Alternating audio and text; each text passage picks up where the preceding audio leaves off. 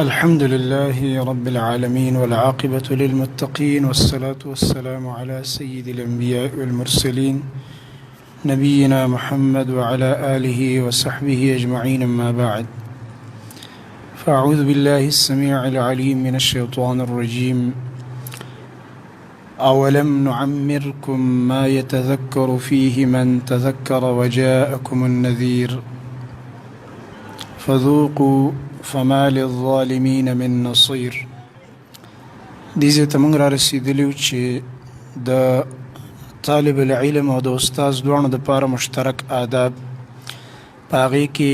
یو اهم ادب هغه دی د وقت پابندي. دا ژوند چې دی او دا زندګي الله موږ له راکړې د دې تپوس وخت را روان دی.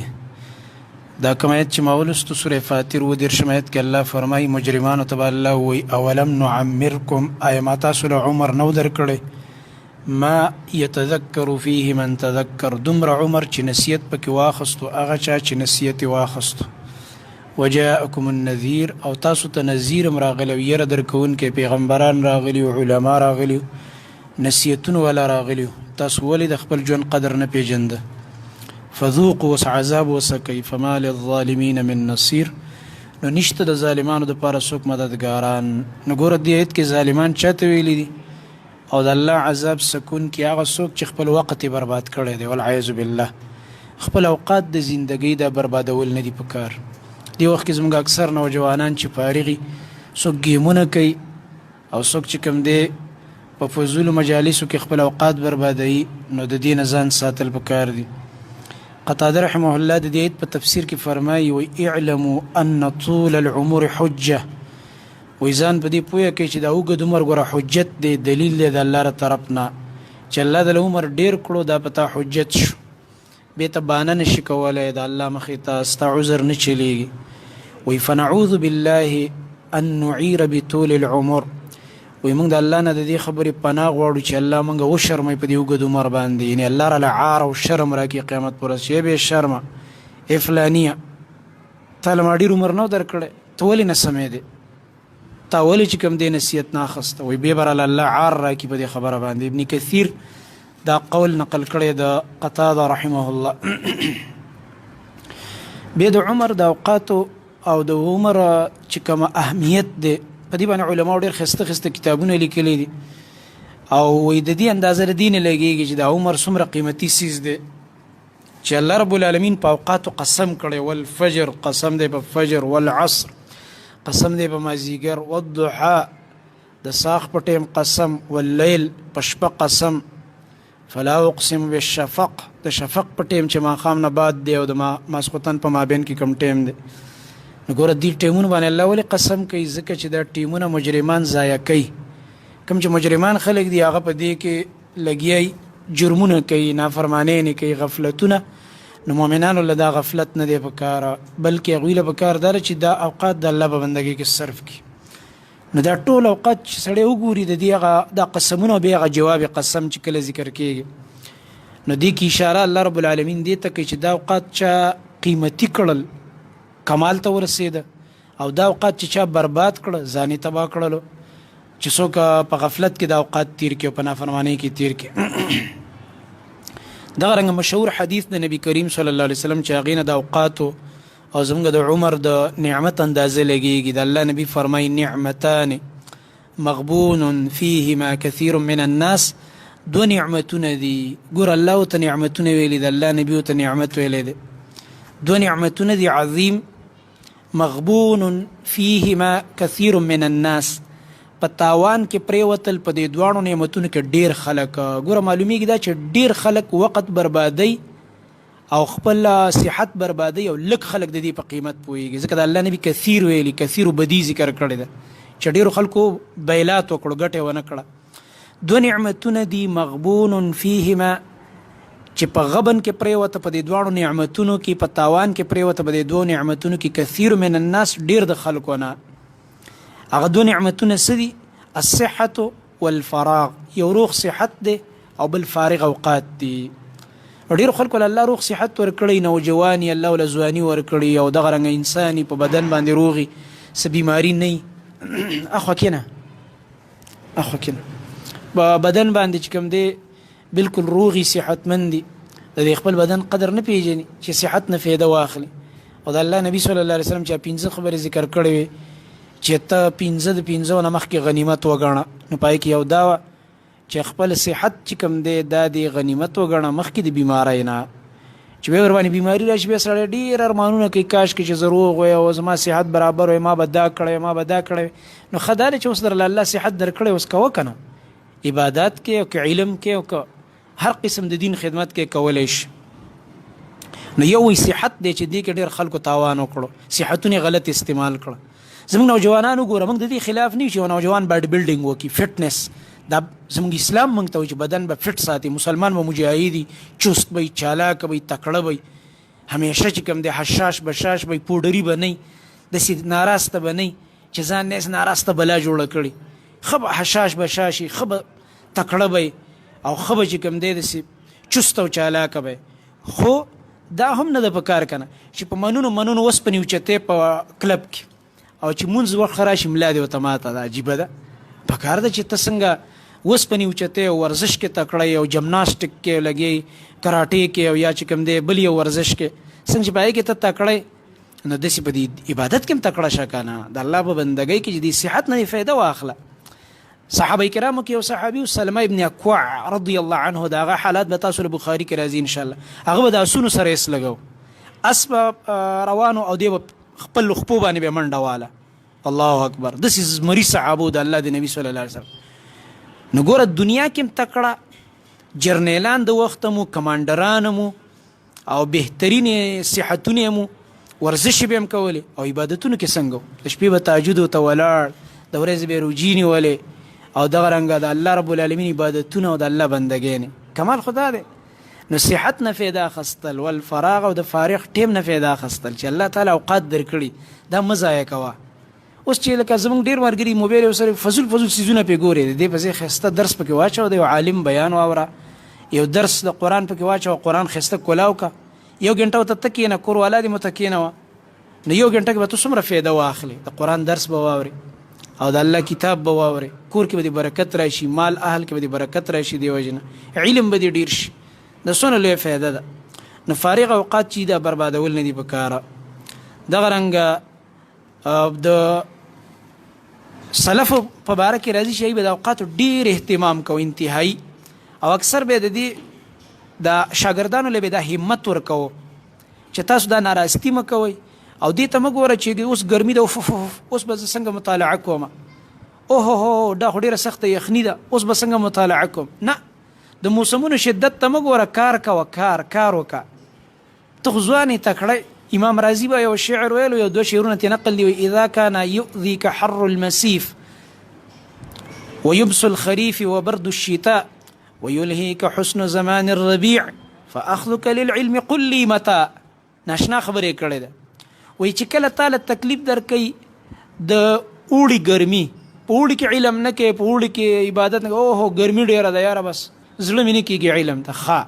د اوړي خو د ګرمۍ نه یارېږي، د دې دام دله تکلیف درکوي، سهولت پسند شوی. او ويبس الخريف وبرد الشتاء، او چې کله خزان راشي نو ته دا ډېر خشک موسم دی، مړه خشک موسم دی، او چې یخني راشي به مړه یخني ډېره زیاته ده. او ويلهيك حسن زمان الربيع، او چې کله بهار راشي نو بیا پکې چکرې وي او بیا د غافله شي په هغې کې د ګلونو او د چمنونو په سیل کې ننوځي، یعنې ستا په یو موسم کې علم ته ډډه نه لګېږي. نو هغه وایي فاخذک للعلم قل لي متى، وایي ته ماته دا وایي ته به دا علم کله حاصلی؟ په ژمي کې وی یخني مې کېږي، په اوړي کې وی ګرمي مې کېږي، په خزان کې وی یاره خشک موسم دی ډېر، او دغه رنګه چې بهار راشي نو بیا د ګلونو او د چمنونو په چکرو کې وروځي، نو ته به علم کله کې؟ مطلب دا دی علم کې به سهولت ته نه ګوري، په ځان سخته تیره کا، په ځان تکلیف تیر کا، وروسته الله رب العالمین ته بیا زلید آیات ساته. امام شافعي رحمه الله به فرمایل وی صحبت الصوفیه، وی د صوفیانو خواله تللی وم. د صوفیه چې کوم دی داسې یو دغه ډله ده لکه د مسلمانانو کې یو فتنه راننوتې، لنډه به داسې ویم، ځکه چې دوی ځان خپل یو بیل دین جوړ کړی دی، د تصورات او فکرونه یې جوړ کړی دی. نو زه چې لاړم وی فلم استفید منهم سوا حرفین، وای د صوفیاو نه ما څه علم حاصل نه کړ ځکه علم هغوی سره وینه نو جاهلان یې ټول. وای ما ته فایده وانه خسته خو یو دوه ټکي مې ته یاد کړه وای هغه خو وای یو دا احدهما قولهم وای یو پکې دا قول یې کو دا مې ډېر خوښ شوی دي صوفیانو به ویلې چې الوقت صیف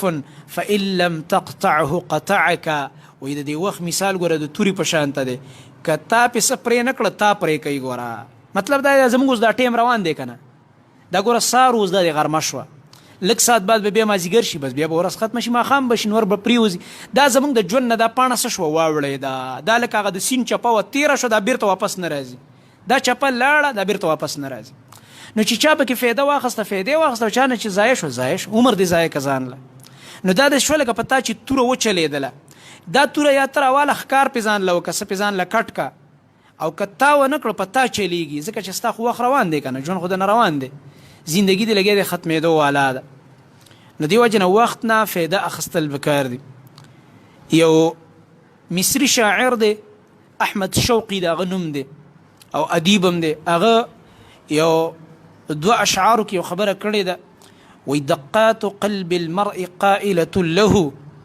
إن الحياة دقائق وثواني فارفع لنفسك بعد موتك ذكرها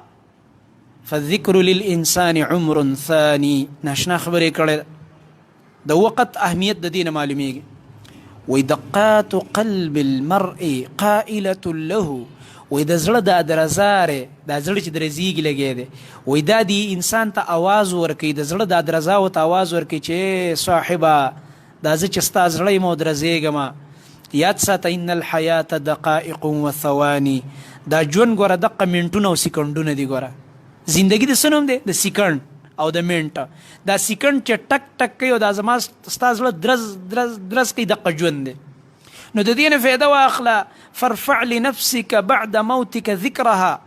وی اوچت که د ځان دپاره ستا د مرګ نه بعد د دې یادول معنا دا ده چې ته مړی او خلک دې یادوي د مرګ نه بعد که ته دا غواړې چې خلک ما یاد کی او زه مړ یم او په قبر کې پروت یم او خلک زما خبرې وکړي او زما صفات بیان شي نو وایي داسې کار وکړه چې ته دې ژوند نه اوس فایده واخله ژوند نه چې دې فایده واخیستله علم دې وکړو خلکو ته دې فایدې ورسولې نو ته به په قبر کې پروت خلک به دې صفت کوي وایي فالذکر للانسان عمر ثاني وایي دا د انسان یادېدل پس د مرګ نه دا د دویم ژوند دی دویم ژوند ځکه دی چې یو خو ته ژوندی وي نو ستا تذکرې خلکو کولې دغه د یو ژوند بل ژوند دا دی چې ته یې مړه او بیا هم ستا د علمونو نه خلک فایدې اخلي بیا هم لګیا دی ستا تذکیرې کېږي. نو دې وجې نه په کار مونږ او تاسو له دا ده چې داسې یو څه اعمال مونږ وکړو الله توفیق راکړي چې مونږ په قبرونو کې پراته یو او زمونږ نه خلک پس د مرګ نه هم فایدې والي او پس د مرګ نه هم زمونږ چې کوم دی هغه صفات بیان کړلی شي. عبدالله ابن مسعود رضی الله عنه به د وقت د اهمیت په باره کې فرمایل وی ما ندمت على شيء ندمي على يوم غربت شمسه نقص فيه اجلي ولم يزد فيه عملي. ناشنا خبرې کړې ده وی زه په یو شم دونه نه پېمانه کېږم او نه خفه کېږم لکه څومره چې په هغه ورځې خفه شم چې نور پکې رانه ډوب شي او زما اجل ما ته رانږدې شي یو ورځ مرګ راته رانږدې شي او عمل مې پکې زیات نه شي یعنې الله راله نن یو ورځ بل چانس راکړو چې زه یې ژوندی وساتلم کنی خو الله بېګا مړ کولی شم پرون ډېر خلک مړه شو زه به هم پکې مړ شوی خو الله مال یو چانس راکړو او زما خفګان به په دې چې دا ټوله ورځ تېره شي او اجل مې یو ورځ کم شي او عمل مې ډېر نه شي. یعنې مطلب د دې خبرې دا دی په کار دا دی چې په نوې ورځ کې ته د پرون نه ډېر عمل وکړې چې هلکه نن خو الله بل چانس راکړو بله زندګي میلاوه شوه چې الله رب العالمین ته نور عبادات وکړو مطالعه پکې وکړو د علم مجلس له پکې لاړ شو او د انسانانو یو خدمت پکې وکړو ځکه وایي د مؤمن بنده اوقات په کار چې په 3 سیزونو کې تیر شي دا خبره یاده کړئ چې 3 سیزونو کې به وخت تیری یو علم بل عبادت بل د بندگانو خدمت. که یو انسان ژوند قیمتي کول غواړي چې زما زندگی الله قیمتي کی او د دې نه ماله په دې ژوند کې الله برکت راکړي فایده او ما نه خلک هم فایده واخلي او پس د مرګ هم زما په کار راشي دا 3 کارونه علم عبادت او دریم هغه چې کوم دی نو د بندگانو خدمت دا 3 کارونه به کوې. حسن بصري رحمه الله چې کوم دی هغه به فرمایل وی ابن آدم وی ای د آدم بچیا وی انما انت ایام وی ته چې ای انسانه ته ورځې یو ورځې دا ورځې نه دا ورځې چې تېرېږو دا ستا نوم دی بس دا زندګي دا تی ځکه چې زه یم نو ژوند دی او چې زه نه یم ژوند څه شو به ختم شه که نه نو انما انت ایام ته دا ورځې چې دا تی په خپله وی فاذا ذهب یوم ذهب بعضک چې کله ستا یو ورځ لاړه نو ستا ژوند یو حصه لاړله وایي ستا د بدن یو حصه ختمه شوه د دې مثال دا لکه ستا بدن چې ورو ورو کمیږي بس اخر دا چې مرګ در باندې راشي او ختم شي نو دې د وجې نه پکار دا ده چې انسان د دې یو ورځې د یو شپې د دې لمحاتو قدر وپېژني او دغه رنګه دا به هم فرمایل حسن بصري رحمه الله وی ادرکت اقواما كانوا على اوقاتهم اشد منكم حرصا على دراهمكم ودنانيركم وی ما داسې قومونه لیدلی دي او داسې هوښیار خلک او داسې ښایسته علما چې وی هغوی په خپلو اوقاتو باندې ډېر حرص کوونکي او د خپل زندګۍ په قدر پوهېدل د خپل اوقاتو حفاظت یې کو لکه تاسو چې څنګه حرص د درهم او دینارونو څخه کوئ څنګه چې ستاسو د خلکو د درهم او دینار سره مینه ده وی د دې نه ډېره زیاته مینه د هغوی د څه سره او د خپلو اوقاتو سره چې زموږ اوقات دا برباد نشي نو خپل اوقات چې دی دا قیمتي کول پکار دي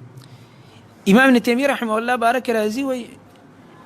ما ته وی زما استاذ قیسه کوله د امام ابن تیمیه رحمه الله الله اکبر دا ډېر اوچت علما تېر شوي دي د اتمې صدۍ مجددین دي د امام ابن تیمیه مجدد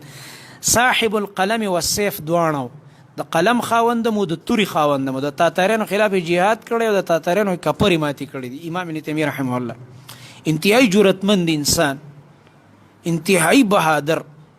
او حق په باب کې د هیچا پروا نه ساتونکی د امام ابن تیمیه رحمت الله علیه وی ما ته یو ځل قصه کوله ابن قیم صاحب وی ځکه د استاذ کېږي و چې زه یو ځل بیمار شوم نو ډاکټر راله راغو طبیب وی هغه چې راله راغو ما ته ویل چې دغه دی ستا بیماري داسې ده چې دې کې ستا پرهیز دا دی چې ته به خبرې کمې کې او مطالعه به نه کې او درس له به چوټي ورکې نو ته به درس مرس نه کې او خبرې دې کمې که او ته به ښه شي نو وی ما ورته ویلې چې داسې کار دی چې لا اصبر على ذلك د دې نه مې صبر نه کېږي دا ته چې ما ته کم سوی معنا دا زه خو درس خامخا کوم او مطالعه خو زما دغه دی لکه مایع چې په اوبو کې چې اوبو نه دې راویسته بس بیا خو هغه مري او بیا ورته وی ما ویل د ډاکټر نه مې تپوس وکړو د طبیب صاحب نه وانا احاکمک الى علمک زه تا حاکم ګرځوم ستا د علم مطابق زه تا نه تپوس کوم الیست النفس اذا فرحت وسرت قویة الطبیعه فدفعت المرض آیا داسې خبره نه ده چې کله دا نفس خوشحاله ډیري نفس خوشحاله شي راحتو ته میلاو شي نو دا طبیعت چې دی قوي او مضبوط شي نو بیا بیماری ختمیږي ولې داسې نه ده وایي ما ته چې بالکل داسې ده ډاکټر ویلی چې انسان کله زړه خوشحالی او داسې راحت کې شي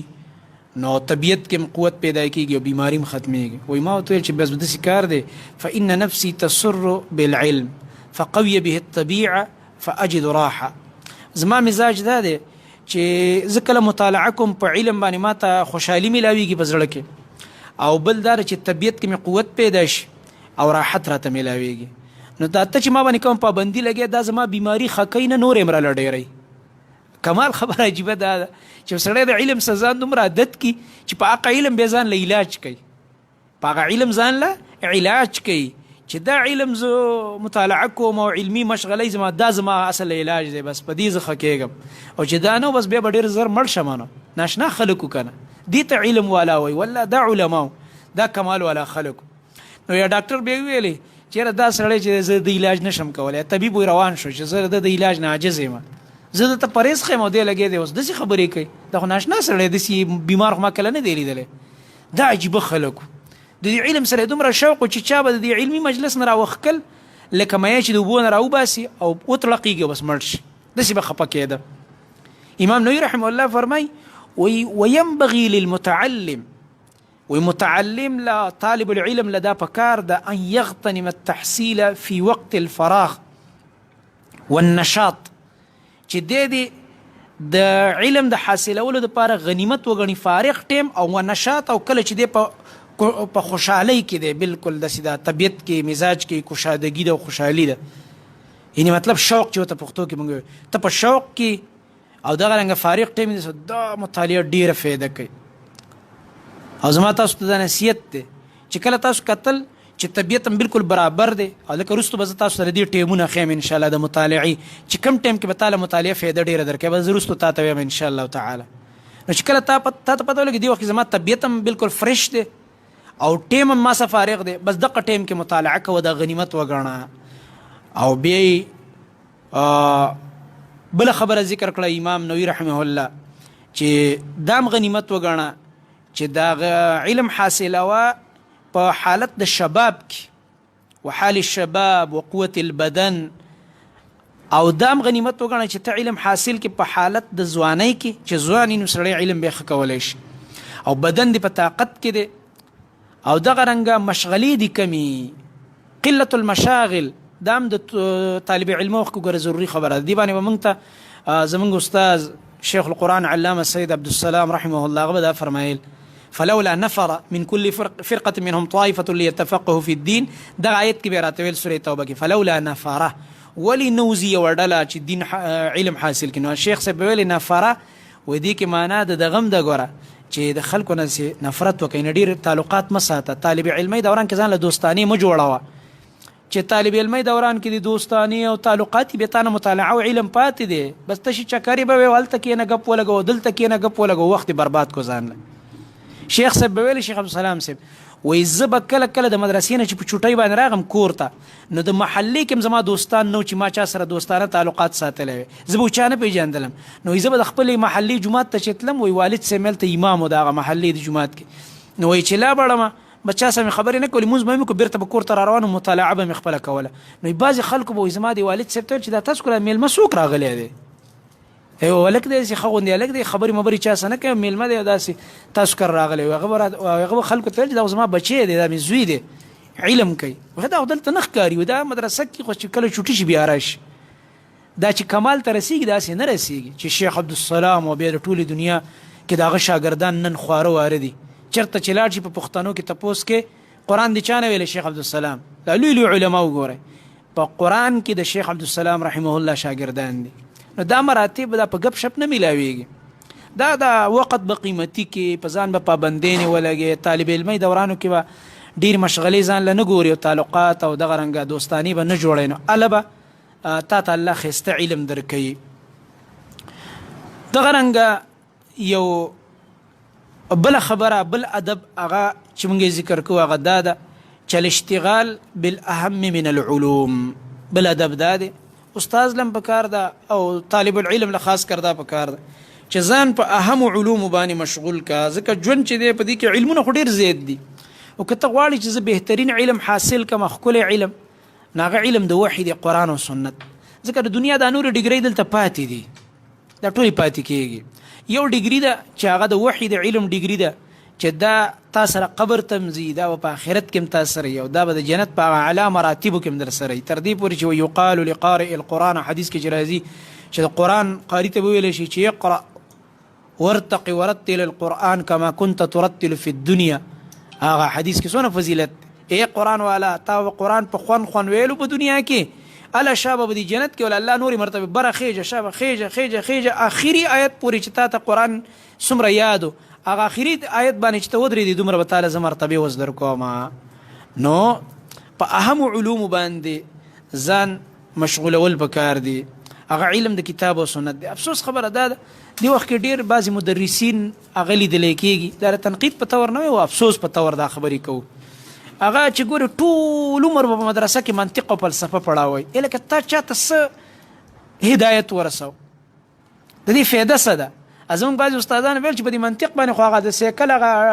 ټیر چې پنچر شي پنچر هم پې نه لګېږي، د دې چاته څه فایده ده؟ ته راشه د دې مولا د منطقي مولا چې د حق دشمن مې اکثر او خرافات وی او دا د کافرو علم دی، دا ارسطاطالیس چې ورته ارسطو د حق دشمن تیر شوی دی او د په علم باندې فخر کوي برید بتاوي چې مونږ خو منطقین یو په منطق پوهېږم، نو ته یې به کړتو باندې ښه پوهېږي به دا کړتې دي یادې کړي دي په زول کړتې کې په دې څه فخر کوې ته؟ راشه د دې په مقابل کې الحمدلله یو طالب العلم به درته وښیم قرآن به ورته یادي حدیث به ورته یادي منبر باندې چې ودرېږي الحمدلله 10 منټه بیان چې وکړي د خلکو دا زړونه پرې روښانه شي، خیر تی خور شي په یو مجلس کې راپاسېږي 15 منټه خبرې وکړي د خلکو زړونه پرې خوشحاله شي خلکو ته فایده ورسېږي د هغه د لاس و داسې کمال نه دی بعضې خلک په دې ډېر فخر کوي ټول عمر به د ده تیر شي په تدریس کې منطق پړاو ایسته به سپین ږیری شي او مړ شي په دې کې لاړ شي دنیا نه نو دا په دې فخر نه په کار او دا خلک بعضې په دې باندې ډېر غټ فخر کوي نو په کار دا ده چې ټیک د موږ دا نه وایو علوم عالیه دي ده خو چې کوم د څه دپاره دي او کوم مقصود دی هغې نه خو صرف نظر مه کوه که نه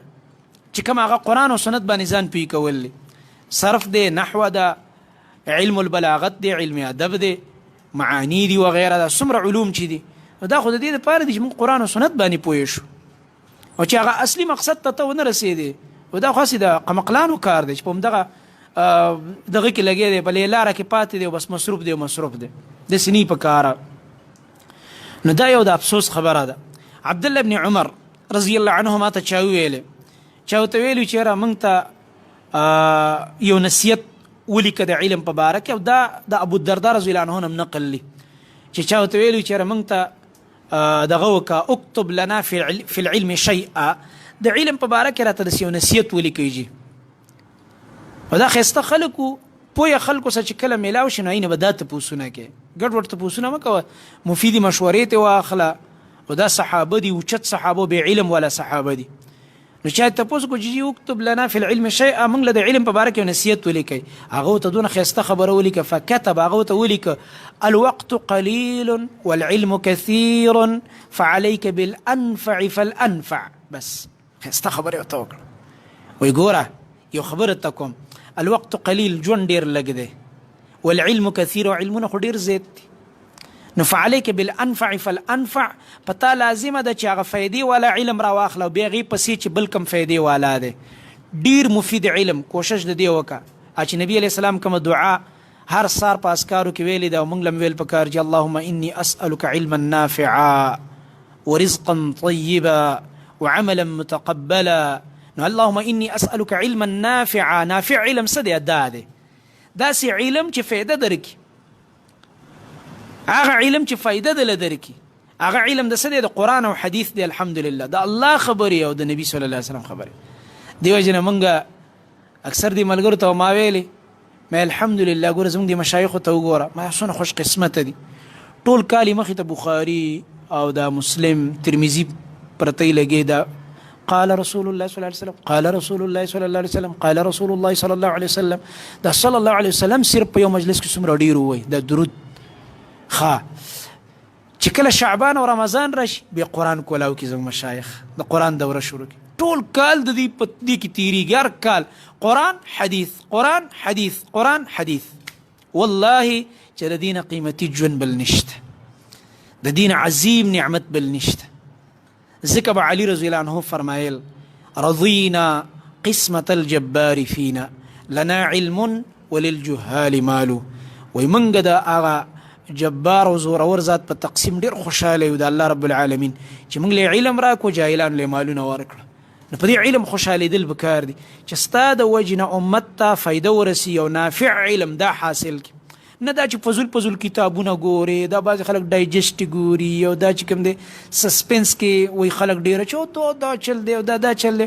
دا کهانیانې ګوري فضول غلط تاریخونه ګوري زموږ دې زمانه کې بعضې راوتي دي دا ډېر داسې معقولاګان ځان ته وایي هغوی به څه کوي په نام نهاد دانشورانو کتابونه به ګوري کله به دا غامدي دی او کله به دا هغه یو بل شی پکې راوتی انجینیر علي میرزا دی کسه دا احمقان دي ګډې وډې بکواسونه او د تاریخ کتابونه یې کتلي دا تاریخ نه تاریک دی تیارې دی امت ته ښی لګیا دی پرېږده دا بکواسات قرآن او حدیث له راشه دا زده که چې پته راته ولګېږي قرآن او حدیث په دې کې علم په دې کې خپل اوقات چې کوم دی صرف که مفید علم حاصل که نه دا چې په خلکو کې فتنې خورې کړي دغه رنګه امام ابوالوفاء ابن عقیل علي بن عقيل الحنبلي البغدادي رحمه الله دا یو عالم دی د 15مې صدۍ عالم دی 6مه صدۍ کې به وفات شوی دی هغه یو کتاب لیکلی دی الفنون په نوم باندې د هغې په دې ابتدا کې چې کوم دی هغه یو خبرې لیکلي په دې مقدمه کې هغه وایي اما بعد فإن خير ما قطع به الوقت وشغلت به النفس وی غوره هغه څیز چې وقت پې قطع کړی شي نو ته پې خپل وقت ولګې او دا خپل نفس پکې مشغوله کې او بیا څه چل وشي او بیا ته چې کوم دی راولګېږي په دې باندې خپل رب ته ځان نږدې کې وی دا طلب علم اخرج من ظلمة الجهل الى نور الشرع وی دا طلب دی دا علم چې انسان راوباسي د ظلمت د تیرو د جهالت نه هغه رڼا د شریعت ته وی دې کې خپل وقت ولګوه او دې کې چې کوم دی خپل نفس مصروف که او مشغولې که وذلك الذي وی دا هغه څیز دی شغلت به نفسي وقطعت به وقتي چې ما مشغول کړی په دې خپل نفس او ما قطع کړی په دې کې خپل وقت یعنې خپل وقت مې په دې کې صرف کړی دی خپل نفس مې مصروف کړی دا اوچت څیز دی دغه رنګه امام خطیب بغدادي رحمه الله هغه هم دا فرمایلی وی دا علم داسې دی لکه د سمندر په شان ته دی د دې ناپ تول وی نه کېږي ناپ تول یې ناممکنه دی ګران دی وی او دغه رنګه وی د دې مثال داسې هم دی لکه کانونه نه په دې غره کې دا قیمتي کانونه او جواهرات دي لکه دا جواهرات چې وی د دې په شان ته دی او دا خزانې چې ته څومره روباسي نو روزي تې لګوي نو وی ته داسې کار وکړه فاشتغل بالمهم منه په دې کې چې کوم مهم علم دی اهم بس په هغې ځان مشغول که وی ځکه فانه من شغل نفسه بغیر المهم اضر بالمهم چا چې ځان مشغول کو د مهم نه غیر په غیر مهم باندې نو مهم په باب کې ځان ضرري کړو منه مهم در نه پاتې شو ځکه غیر مهم کار کې چې ځان مصروف کو خو اهم د نه پاتې شو که نه مهم کار د نه پاتې شو په غیر مهم کې مصروف شولې نو دې وجې نه وایي په کار داره چې مونږ مهم علوم اهم من العلوم دا مونږ حاصل کو او په دې باندې مونږ خپل ځانونه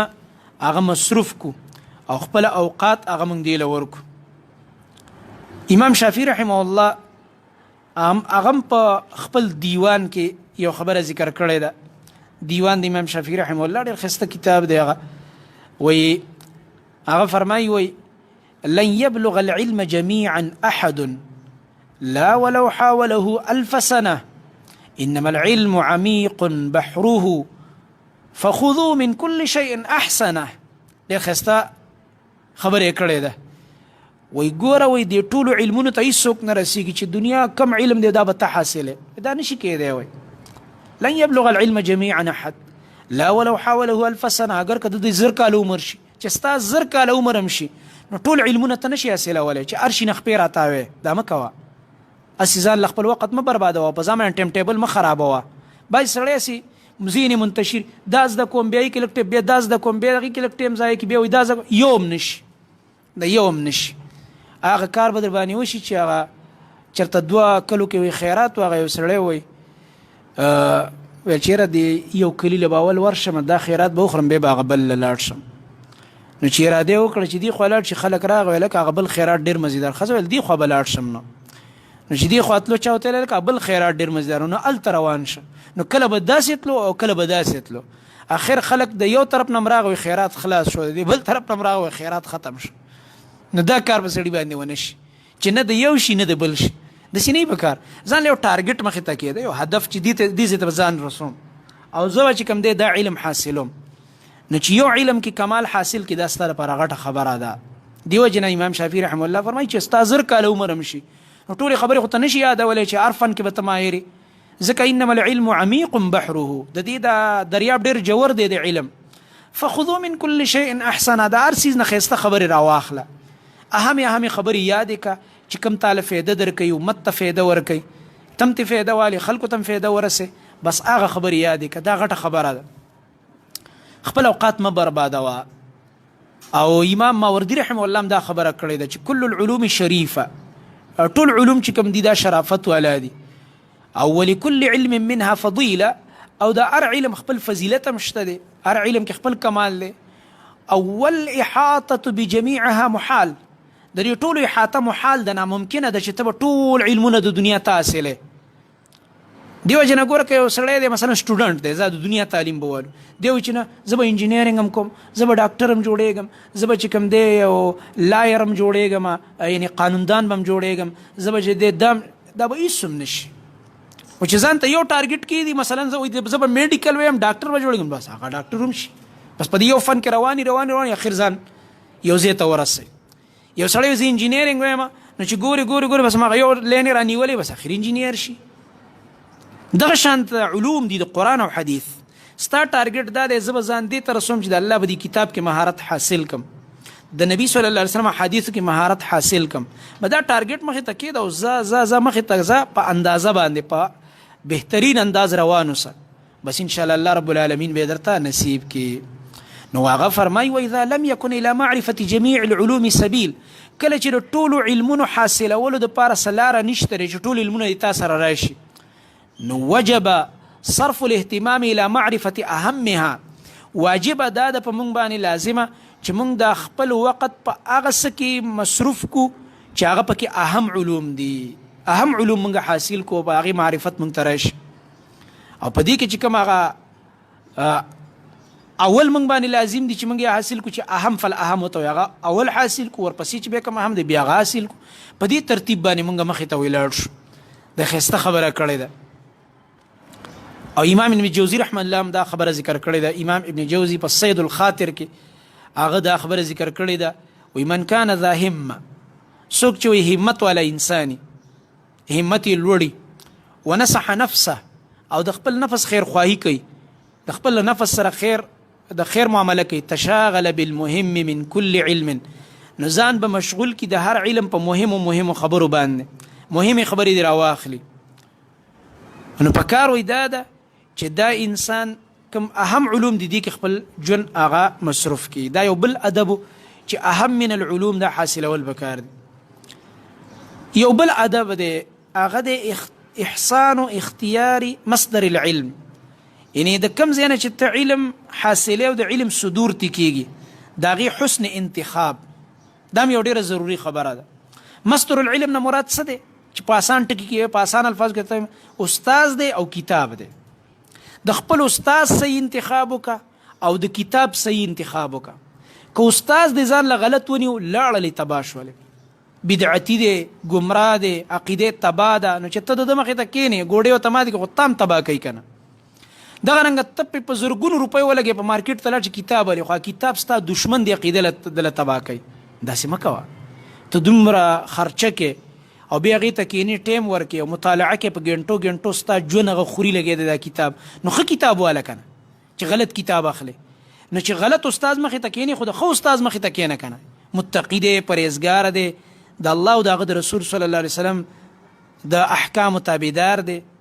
نو دغه رنګه عقیده د توحید د ښکلې عقیده د منهج پاک دی، صفا دی، د کتاب او سنت داسې استاد مخې ته کښېنه. دا نه چې د هر سړي مخې ته به ته کښېنې. دې وجې نه دغه چې کوم دی د استاد ګوره اثري او د کتاب هم اثري، چې کله دې غلط استاد انتخاب وکړو خامخا دې ګمراه کوي. دا یاد ساته. دا مه وایې چې زه به داسې وکړم او زه به داسې وکړم او زه به ځان ټیک کړم. خامخا د دې اثرات وي. د سلفو دې وجې نه احتیاط به دې باب کې کول، هغې به دینه منع کوله، خپله به هم ځان منع کوو، پرهیز به یې کوو، شاګردانو ملګرو ته به یې ویلې چې ګوره بدعتي نه او د غلط انسان نه به علم نه حاصلوئ. د امام محمد بن سیرین رحمه الله په باره کې راځي، هغه به فرمایل وان هذا العلم دین فانظروا عمن تأخذون دینکم. د صحیح مسلم په مقدمه کې دا قول ذکر دی، وایي دا علم چې حاصلوئ دا علم خو دین دی که نه، نو وګورئ تاسو لږ غوندې چې دا علم تاسو د چا نه حاصلوئ، دا دین د چا نه اخلئ. علم دا دین دی. اوس یو ملا دی، ته د هغه مخې ته کښېناستې، اگر که هغه مخې ته بخاري غوړولې، خو دونه بدبخته دی چې د دې بخاري لس جوابونه کوي. لکه یو بدبخته مولا ما په خپله د هغه یو کلیپ کته، د حدیثو دشمن دی، د خپل مذهب او د مسلک دپاره حدیث ذکر کو د رفع الیدینو او بیا ویل د دې موږ سره 14 جوابونه دي. څومره د افسوس خبره ده. لکه د نبی علیه السلام حدیث دې دپاره چې موږ به د دې جوابونو ته بډې راوهو، که دا د دې دپاره دي چې موږ به په دې باندې د عمل دپاره ملا تړو او عمل به پې کوو، نو داسې ملا ده چې ته مخې ته کښېناستې، دا به ستا د عقیدې او د عمل جنازه وباسي، دا د ایمان بربادی. د ده مخې ته څه کښېنې، دا هغه چا مخې ته کښېنه چې هغه تا ته صحیح قرآن او حدیث وښیي، تا په دې پوهې کې چې د الله خبرې قیمتي دي او د نبي علیه السلام قیمتي دي، او د رسول الله صلی الله علیه وسلم په مقابل کې بل څوک د نبی علیه السلام د حدیثو د پاسه کوي نه، بلکې حدیث د نبی علیه السلام د هر چا د پاسه کوي. دی وخت کې داسې استادان دي چې کوشش یې دی چې دا زما خبره او زما د مسلک خبره به اوچته یو حدیث به لاندې د دې په ځای هغه استاد ته کښېنه چې هغه حدیث پارچه اوچتی چې زما د پیغمبر خبره به اوچتی د الله د نبي صلی الله علیه وسلم په قدر هغه پوهېږي دا نه چې ګنټه تقریر وکړي د نبی علیه السلام عشق او محبت او د نبی علیه السلام تابعداري او زار شمه قربانې د نامې نه او نامې نه او نامې نه او اخره کې بس ګوره خیال کوئ خلکو خپل لاره پرې نه دی خپل مذهب پرې نه دی پلانې تا خو ټولو تقریر په دې کې چې نبي علیه السلام او نبي علیه السلام اخره کې سټیرنګ بل طرف ته تاو کړو اخره کې خلک ګمراه کی چې ګوره خیال کوي دغه نبی علیه السلام خاص موږ په خوله ویلو ګوره زوبه په بل چا پسې ګوره که د نبی علیه السلام حدیث راتلو د پلانی سیب په مقابل کې نو پلانی سیب به اخلو خو دا حدیث بنالو استاد تقریر څه مطلب دا معلومه ده چې منافقت خبرې دي کولې نو داسې سړی به ستا څه عقیده جوړه کړي نو صحیح استاذ او د صحیح کتاب انتخاب دا ډیره ضروری خبره ده ځکه سلفو دا اهتمام به کوو فرمایل به ان هذا العلم دین دا علم چې اصل دا دین دی فانظروا عمن تاخذون دینکم وګورئ چې علم د چانه حاصلوي دا دین دی چې دا دین د چانه زده کېته د دې سړي منهج او عقیدې ته خو لږ وګوره کنه نو دغه رنګه بهترین کتاب د دې انتخاب هم کوه دا نه چې کتاب والی او دا کتاب ستا دشمني دا کتاب دې تباہ او برباد کی نظریه دله خرابه کی عقیده دله خرابه کی او د حق دشمن در نه جوړ کی نو ردینه ځان ساتل پکار دي او دی وجنه موږ ملګرو ته دا وایو چې کوم مدرسې لځئ د مدرسې منهج وپېژنئ د کوم استاد مخې له ورځئ د دې استاد عقیده منهج وپېژنه هغې نه پس بیا ورځه خپل وخت ولې بربادوې دا زندګي خو لږه شانته ده نو چې دا لږه زندګي په دې کې تېره شي او د مرګ څه پته لګي اچانک تاله مرګ راشي او د بعضې خلکو په ذهن کې شیطان دا یو وسوسه اچولې ده دا غلطه وسوسه ده بدعتي کې الله هیڅ خیر نه دی اچولی لنډه دا ولیکه زما دا ټکې لنډ ولیکه ځان سره چې په بدعتي کې هیڅ خیر نشته نه پکې د دنیا خیر شته او نه پکې د آخرت شته زموږ دا بعضې ملګري سادهګان وایي نه که نه هغه د بدعتیانو مدرسې له زم یو کال پکې تېروم فنون پکې ډېر ښه وایي الحمدلله فنونو کې مال حدیث 1 نمبر دي د الله په فضل په هر فن کې الله ولا ښه مهارت ورکړی راشه داسې مشایخ دي چې لاره د بعضې خلکو نه خطا کړی ده نو دې وجې نه الحمدلله زموږ په دې مشایخو کې که د فنونو کمال یې هم پکې الله اچولی او که قرآن او سنت او د وحي تعلیمات دي او په دې پوهه ده هم پکې الله اچولی ده الحمدلله نو دا غلطه خبره ده چیرې فلانی له ولاړ شم هغه فلانی فن کې تکړه دی فلانی فن کې تکړه دی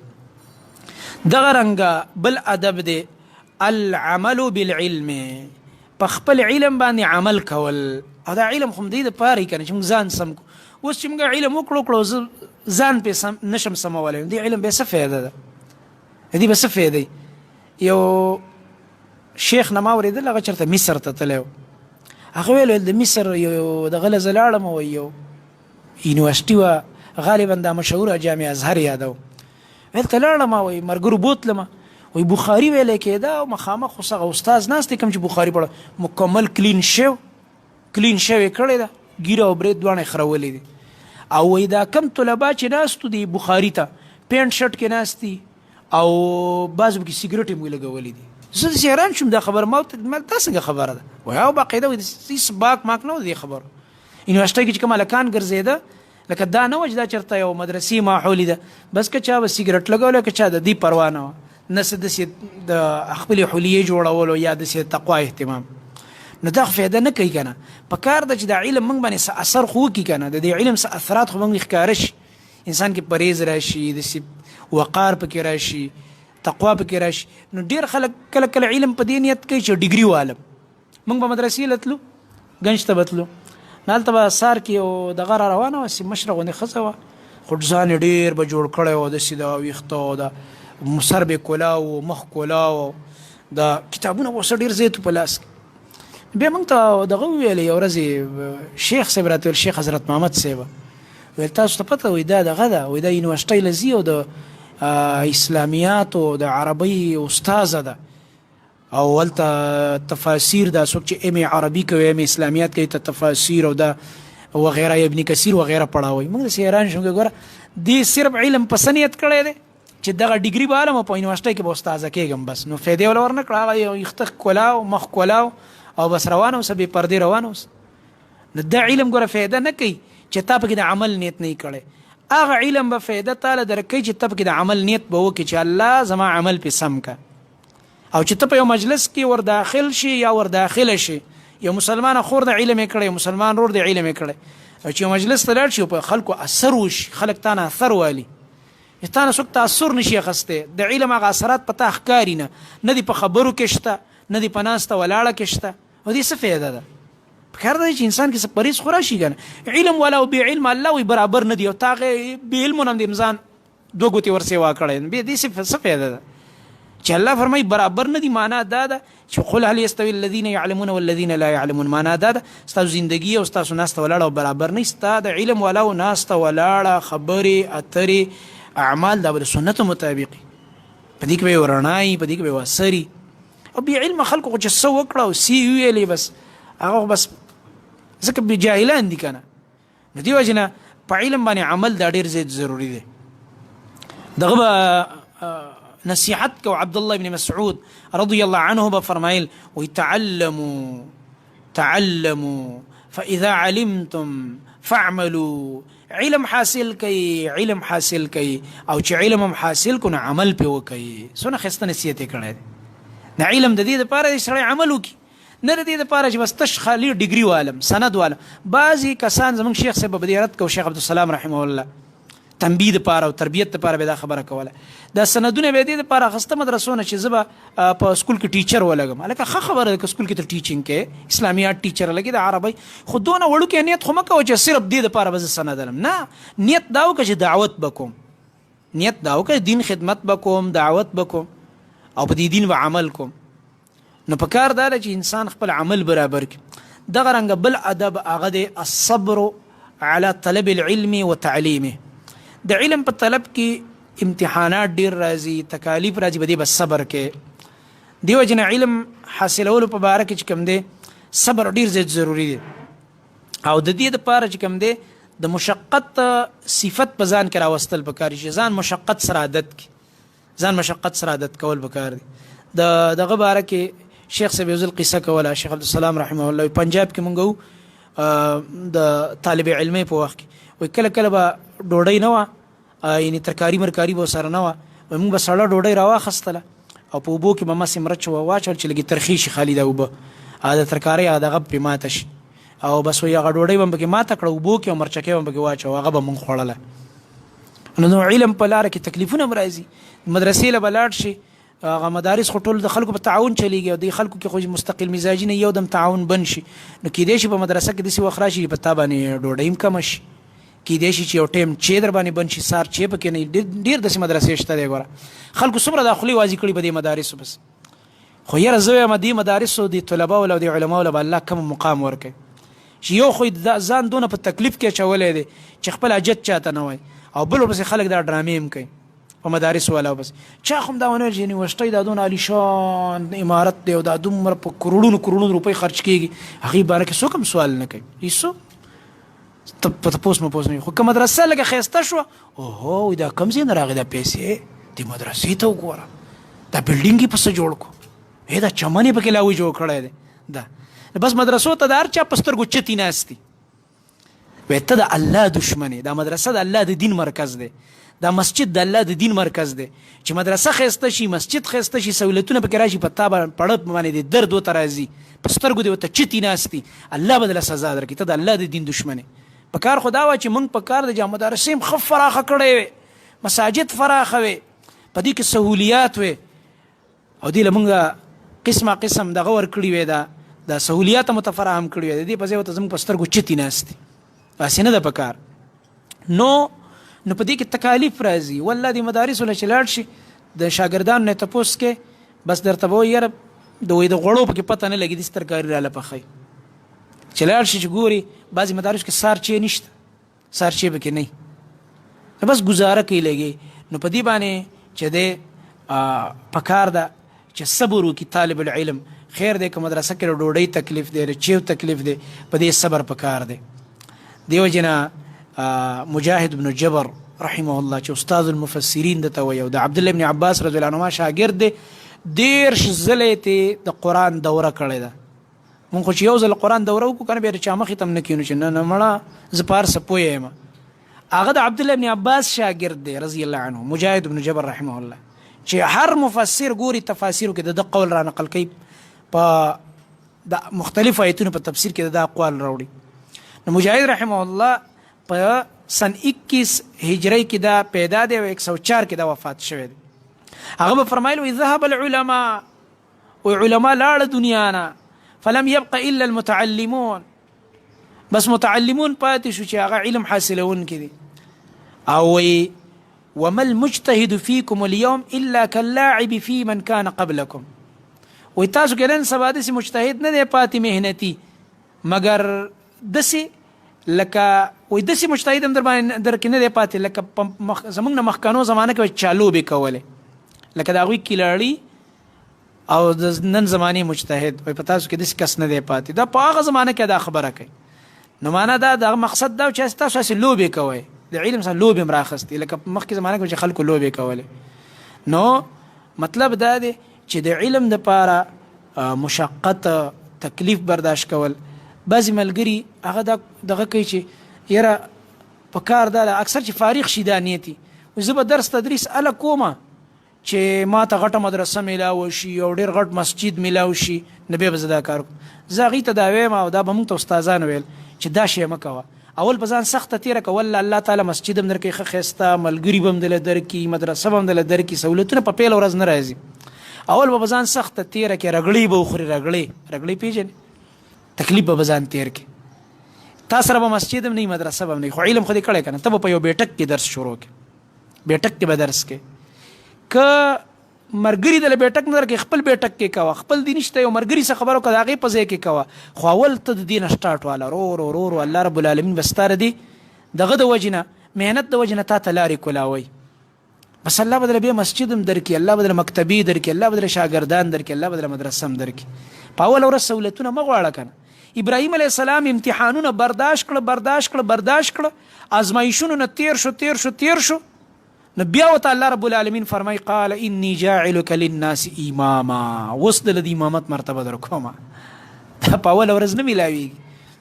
چې ته به اوله اوچتې مرتبې ته ورسې، بیا به وروستو چې کوم دی دغه کې ده د دین خدمت به کوې. اول به تکلیف په ځان تیر کې، مشقتونه به تیر کې، او دغه رنګه لوږې تندې به پکې راشي، نو بیا به د هغې نه بعد چې کوم دی تا ته الله رب العالمین اوچتې مرتبې درکړي. نو د علم په لاره کې صبر کول دا ډیره ضروری خبره ده. او بله دا ده چې د استاز یا د مدرسې د ماحول د وجې نه کله کله استاز رویه سخته وي که نه، سخت طبیعته استاز یې هغه ځای کښېنه هلته ورشه،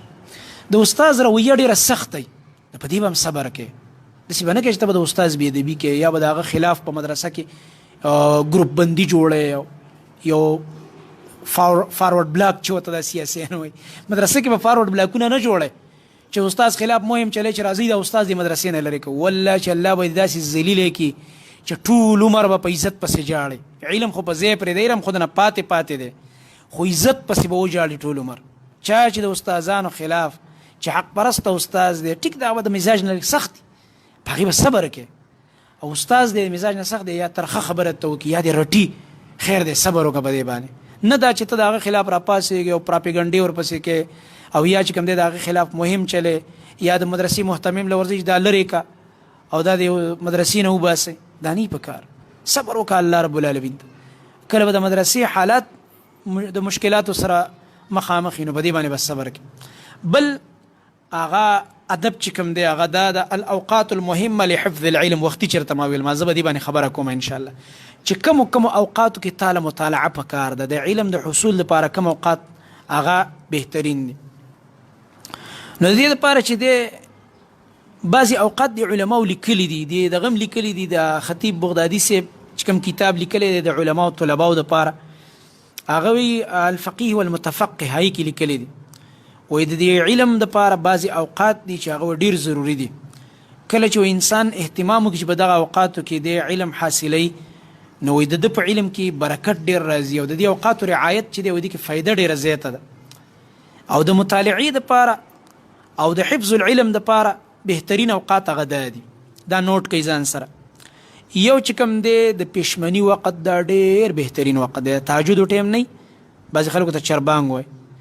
دې وخت کې بالکل انسان خوب کړی نو دا ذهن ډېر فریش وي او یو خاموشي وي د سهار د اذانونو نه مخکې. دې وخت کې چې کله انسان مطالعه وکړي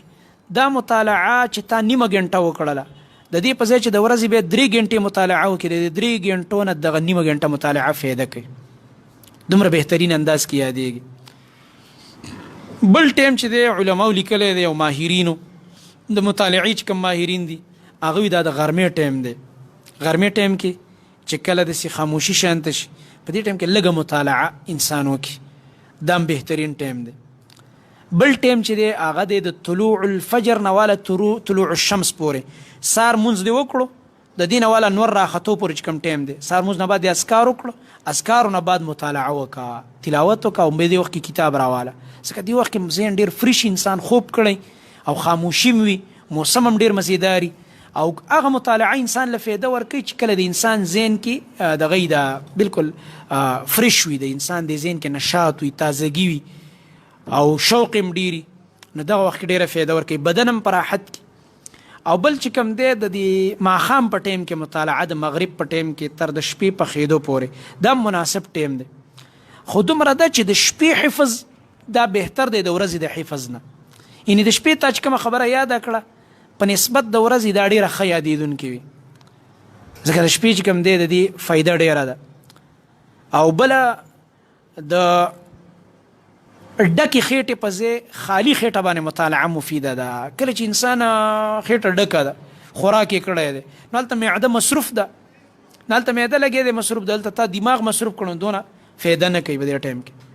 مطالعه دې وخت کې نه ده په کار چې کله ستا خېټه هغه ډکه ده خوراک دې کړی دی د دې په ځای چې کله ته د لوږې په حالت کې وي لږ او یا خوراک دې کړی هغې نه څه ډېر وخت پس مطالعه وکړي نو دې کې فایده ډېره ده. دې وجې نه بله خبره چې زه کوم هغه دا ده چې د روجې په خوله چې کوم مطالعه وشي دا ډېره برکتي ده. د روجې په خوله څوک چې دا غواړي چې یاره دا سبق یا دا ټاپک یا دا باب یا دا ماته نه یادېږي څنګه یاد کړم نو یا د تهجد ټیم کې راپاسېږه یادې کړه او یا روجه ونیسه او روجه په خوله دغه مطالعه وکړه دې کې سخت برکت دی. روجه په خوله دا ذهن څونه تیزي تاسو ته پته ده دا ګور رمضان تېر شه سوچ کوه که نه هغه ماحول اوس نه راځي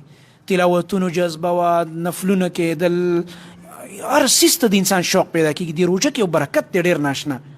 په روژه کې تاسو نه درسونه ماشاءالله واورېده بیانونه هغه به تا ته ښه یادېږي نو دې کې برکت ډېر زیات وي.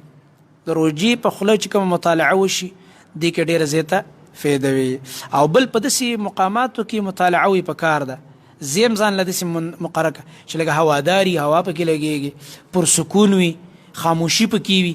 ذهن پکې بل طرف ته نه مشغوله کېږي نو داسې ځای کې مطالعه په کار ده. په زیره دی چې ته اوس داسې ځای کې مطالعه کې چې هلته ډېر زیات شور دی او هاهو ده دغه رنګه هغه ځای ډېر زیات تنګ دی نو هغې کې مطالعه چې دی مفیده نه وي دومره لږ غوندې داسې ښکلی ځای په کار وي. زموږ خپله به دا طریقه وه چې امتحانات به راتله سکول ټایم کې هم زموږ دا طریقه وه امتحانات به راغلم ملګري سټوډنټان به ټول د پټو مټو ته به وتل او داسې پر فضا مقام به هغې ته به وتل پارک مارک ته به سړی چې لاړ شي هلته مطالعه کې لږه فایده ډېره وي ذهن کې یو خو سکون وي خاموشي وي او بل چې کوم دی ذهن ډېر برابر وي په دغه ټایم کې نو د دې اوقاتو اهتمام دا هم ډېر ضروري دی. او بل بحث چې مونږ کوو انشاءالله دا به سبا وکړو هغه دی علو الهمه فی طلب العلم د علم په طلب کې خپل همت اوچت ساتل او انشاءالله تعالی په دې باب کې چې دی د بعضې سلف احوال به موږ ذکر کوو د هغې مثالونه به ته زه ویم واقعات بعضې داسې دوه درې د فایدې دپاره چې زموږ ستاسو لږ شوق را پیدا شي چې وګوره دې خلکو دا همتونه څونه لوړ د علم په طلب کې دا چې کمالات ته رسېدلي داسې نه دي رسېدلي چې تش خوبونه به کې راحتونه به حاصلې او غوړې زیړې به خورې او بیا به ته اوچت کمال ته رسېږي نه اول به ځان سختې تېرې کې رګړۍ به وخورې بیا به اوچت کمال ته رسې. دا کمه اوسپنه چې اسې پرتی نو اوسپنه ده اکثر خلک په لته وایي هغه ځایله او دې ځایله په لته وایي خو چې دقه اوسپنه باندې محنت وشي او ګاډی ته تیار شي خلک څه وایي دا وایي فلانی ګاډی دی دا وګوره چې کوم دی دا دومره کروړه باندې کېږي دا دومره لکه باندې کېږي ولې دا اوسپنه دونه قیمتي شو خو هماغه اوسپنه وه چې خلکو په لتو واله داسې او داسې کوله خو هغې باندې محنت وشو رګړې وخوړلې او بیا د هغې نه بعد چې په هغې محنت وشو نو بیا د هغې نه یو قیمتي څیز جوړ شو. خلک وایي دا چې کوم دی وایي فلانې ګاډی دی، پراډو ده، ویګو دی، او فلان او فلان، دا نومونه ولې بیا کېدي؟ دا هم د دغه اوسپنې نوم دی، د بل شي نوم خو نه دی، دغه اوسپنې نه جوړ شوی یو شی دی او دا نوم ورته کېښودی شو دې وجې چې محنت پرې وشو. نو دا خلک چې اوس وایي که نه فلانې شیخ الحدیث صاحب، شیخ القرآن، علامه، دا هسې نه، خو هغه دا چې محنت یې کړی په ځان یې لوږې تندې تکلیفونه تېر کړي، نو بیا یې د کتابونو هم خلک فایدې اخلي، بیا یې د علمونو هم خلک فایدې اخلي. نو په کار دا ده چې زموږ همت هم لوړي په دې باب کې الله رب العالمین دي دا کمې خبرې چې موږ کوو، کوم آداب ذکر کوو، دا د الله سبحانه وتعالی په موږ تاسو ټولو کې راولي. اقول قولي هذا واستغفر الله لي ولكم ولسائر المؤمنين. په همدې ځای باندې به نن د درس اکتفا وکړو ان شاء الله.